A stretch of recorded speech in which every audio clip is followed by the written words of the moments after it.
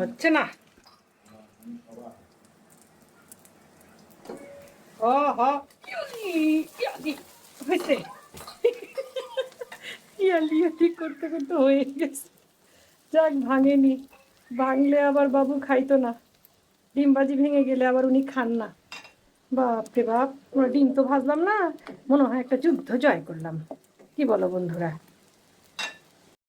তো বন্ধুরা, বাবুকে নিয়ে স্কুলে যাচ্ছি, এটা আমার সকালের প্রতিদিনের কাজ, ওকে দিয়ে আসা এবং নিয়ে আসা। তো বাবুর দেখো আজকে সবাই মন খারাপ। তার কারণ কি? তার কারণ হচ্ছে এখন থেকে যে শনিবারে ছুটি বন্ধ করে দেওয়া হবে, শুধু শুক্রবার ছুটি থাকবে, তাই বাবুর মন খারাপ।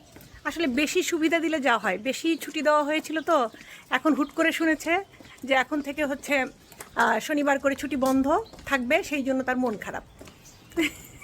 তো মন খারাপের এখানে কি আছে? এটা ভালো